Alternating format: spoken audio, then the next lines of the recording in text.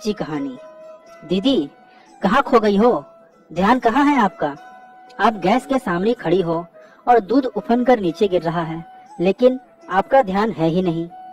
अरे हाँ यार, जब छोटी बहन अनीता ने मुझे कहा तो मेरी तंद्रा टूटी। मैंने जल्दी से गैस बंद की और गैस साफ करते करते ही कहा, कुछ नहीं, बस ऐसे ही। मैं जानती हूँ दीदी, आप लतिका के बारे में सोच रही हो ना? हाँ, सोच तो उसी के बारे में रही हूँ। बहुत सोचने पर भी दिमाग काम नहीं करता। लतिका गोरे रंग की सुंदर पढ़ी लिखी इंजीनियर लड़की है। ईश्वर ने हर गुण से नवाजा है उसे, और लतिका ने भी अपनी मेहनत और लगन से अपने गुणों को निखारा है। 25 लाख का पैकेज है उसका। इतनी सर्वगुण संपन्न लड़की को जब लड़के वाले ना कहते हैं तो एक माँ के दिल को ठेस पहुंचेगी ही ना। आज 7वीं बार लड़के वाले लतिका को देखने आए। उनके चेहरे से तो लग रहा था कि उनकी हाँ ही होगी, लेकिन जब उन्होंने कहा कि घर जाकर जवाब देते हैं तो ना जाने क्यों मन में शंकाएं और कुशंकाएं आ रही है। दीदी आइए, हम हॉल में आराम से बैठकर बातें करते हैं। हॉल में कूलर चालू कर आराम से सोफे पर बैठी तो थोड़ा सुकून मिला। सुबह से लड़के वालों की आवभगत करते करते बहुत थकान महसूस हो रही थी। ऊपर से मन में चिंता थी कि कहीं इस बार भी लड़के वाले ना कह दें। दीदी, इस बार उम्मीद तो पूरी है कि लड़के वालों की हाँ ही होगी। देखा नहीं आपने कि लड़का और उसकी मम्मी किस प्यार भरी निगाहों से हमारी बेटी को निहार रहे थे। लड़के की मम्मी ने तो कह भी दिया था कि उसे तो लतिका बहुत पसंद है। अब निर्णय सिर्फ लड़के के ऊपर है। ऐसा पहली बार थोड़ी ही हो रहा है। हर बार लड़के वाले के चेहरे से, उनके हाव भाव से हमें ऐसा लगता है कि इस बार लड़के वाले हाँ ही कहेंगे, लेकिन हर कोई घर जाने पर दूसरे दिन फोन पर अपनी ना बताता है। कुछ समझ में ही नहीं आ रहा है कि आखिर ऐसा क्यों हो रहा है। एक्सीडेंट में तेरे जीजाजी गए, तब लतिका 5 साल की थी और पवन 2 साल का। एक्सीडेंट में पवन के दोनों पैर चले गए थे। तब से आज तक पवन के सभी काम मैं और लतिका मिलजुल कर करते हैं। किसी तरह सिलाई कढ़ाई करके मैंने लतिका को पढ़ाया। कभी कभी मन में आता है कि आखिर कब तक ईश्वर मेरी सहन शक्ति की परीक्षा लेंगे। तेरे जीजा जी के जाने के बाद पूरे 20 साल से घर गृहस्थी का बोझ उठा रही हूँ। सभी रिश्तेदारों ने हमसे मुंह मोड़ लिया था, क्योंकि उन्हें लगता था कि कहीं मैं उनसे कुछ सहायता ना मांग लूं। कहते हैं कि बुढ़ापे में बेटा हमारा सहारा होता है, लेकिन यहाँ पर तो 22 साल के जवान बेटे को मेरे सहारे की जरूरत है। सोचती हूँ कि एक बार लतिका के हाथ पीले हो जाएं तो कम से कम एक बोझ से तो मुक्ति मिले। लेकिन ना जाने मेरी किस्मत कैसी है कि इतनी सर्वगुण संपन्न लड़की भी लड़के वालों को पसंद नहीं आ रही। मेरी तो कुछ समझ में ही नहीं आ रहा है। क्या आपने कभी लतिका से इस बारे में बात की है? अरे नहीं, लड़के वालों की तरफ से ना हो रही है तो इसलिए मैंने लतिका से क्या बात करूं। दीदी, शायद आपका इस बात की ओर ख्याल ही नहीं गया कि जब भी लड़के वाले उसे देखने आते हैं पहले वह खुश होते हैं।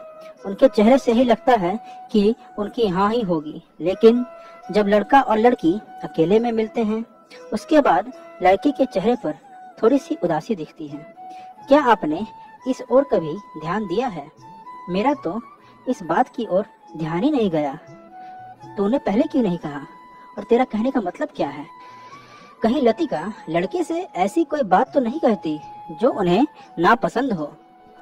अरे यार, लतिका ऐसा क्यों कहेगी? उसके साथ सलाह मशवरा करने के बाद, शादी के लिए उसकी हाँ होने के बाद ही, लड़के का पूरा बायोडाटा उसे बताने के बाद, लड़के के बारे में पूरा छानबीन करके ही मैं लड़के वालों को लड़की देखने के लिए बुलाती हूँ। हर लड़के के लिए मैंने पहले लतिका की राय जानी है, फिर वो ऐसी बात क्यों करेगी जिससे लड़का उसे ना कहे। दीदी, फिर भी मुझे लगता है कि इस बारे में तुम्हें एक बार लतिका से बात करनी चाहिए। इतने में लतिका सभी के लिए नाश्ता लेकर आई। मम्मी और मौसी जी, लीजिए नाश्ता, एकदम से बोल पड़ी। नाश्ता बाद में करेंगे, पहले ये बता, जब तू लड़के से अकेले में मिलती है तो उसे ऐसा क्या कह देती है कि तुझसे मिलने के बाद उसके चेहरे का रंग ही बदल जाता है? तुझे आज तक जितने भी लड़के देखने आए सभी के चेहरे से लगता है कि तू उन्हें पसंद है, लेकिन बाद में वे कहते हैं कि घर जाकर जवाब देंगे और उनका जवाब ना होता है। कितनी मुश्किल से अपने अरमानों का गला घोटकर तुम दोनों भाई बहनों को मैं अकेली ने पाला है। समाज के कितने ताने सहे, पवन को तो जिंदगी भर मुझे संभालना ही है। कम से कम तेरा बोझ तो सर से उतरे, थोड़ी सी शांति तो मिले। लेकिन नहीं, मेरी किस्मत तो फूटी है। थक गई हूँ मैं बोझ उठाते उठाते। मैं बुरी तरह से फट पड़ी। मम्मी, मैं आपके उसी बोझ को तो कम करने की बात करती हूँ सबसे। लतिका धीरे से बुदबुदाई। अरे क्या मतलब है तुम्हारा? मैं कुछ समझी नहीं। मम्मी, मुझे अच्छे से पता है कि आपने हम दोनों भाई बहनों के लिए क्या क्या कुर्बानियां दी हैं। पापा गए तब आपकी उम्र सिर्फ 28 साल थी। आप चाहती तो दूसरी शादी भी कर सकती थी, लेकिन आपने हमारी वजह से ऐसा नहीं किया। आपने हमारी खुशी के लिए अपनी हर खुशी को नजरअंदाज किया। माना कि अभी आप तंदुरुस्त हैं, लेकिन आपकी भी उम्र हो रही है। धीरे धीरे आपको भी थकान आएगी। मैं ससुराल चली जाऊंगी तो पवन की देखभाल कौन करेगा? इसलिए मैं लड़के से कहती हूँ कि मैं उनके परिवार के हर सदस्य का तन मन धन से पूरा ख्याल रखूंगी। सास ससुर जी की भी दिलो जान से सेवा करूंगी, लेकिन मेरी भी एक शर्त है। जब तक मेरी मम्मी तंदुरुस्त है, उनके हाथ पैर काम कर रहे हैं, तब तक कोई बात नहीं। लेकिन जब मेरी मम्मी की तबीयत अच्छी नहीं रहेगी, तब मम्मी और पवन दोनों हमारे साथ रहेंगे। ओ माय गॉड, कितना कुछ कह डाला मैंने उसे। बोझ तक कह डाला। जो लड़की इतना दूर का सोचती है, जो अपनी मम्मी और भाई दोनों का बोझ उठाने को तैयार है, लाखों में कमा रही है, उस प्यारी सी बेटिया को मैंने बोझ कहा। मुझे अपने आप से गिरानी होने लगी। लेकिन मेरी भी क्या गलती? बचपन से यही सुनती आई हूँ कि लड़कियां बोझ होती हैं। अतः मेरे दिमाग में भी यही बात घर कर गई कि बेटियां बोझ होती हैं। इसलिए अनजाने में यह शब्द इतनी होनहार बेटी के लिए मुंह से निकल गया। लेकिन बेटा, कोई भी लड़का तेरी इस शर्त को कैसे मानेगा? किसी का भी दिल इतना बड़ा नहीं है कि वह अपनी पत्नी के साथ साथ उसके भाई और मम्मी की जिम्मेदारी उठाने को तैयार हो। तेरी ऐसी शर्त से तो तेरी कभी शादी ही नहीं हो पाएगी।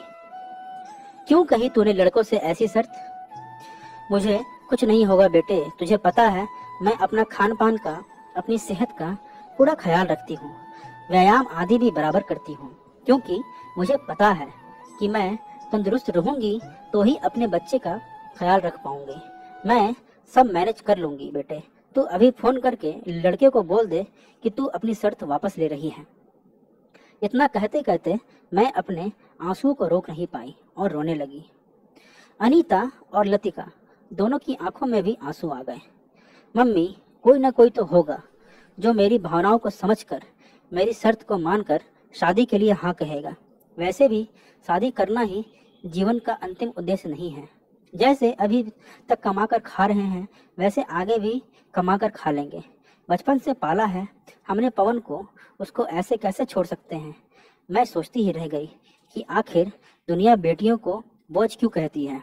आज बेटियां भी इतनी सशक्त हैं कि वे हर तरह का बोझ उठा सकती हैं। तो आई होप दोस्तों आपको ये कहानी बहुत अच्छी लगी होगी, और अगर आपको ये कहानी अच्छी लगे तो मेरे वीडियो को लाइक करें, मेरे चैनल को सब्सक्राइब करें और शेयर करें। तब तक के लिए मिलते हैं ऐसी ही कहानी के साथ।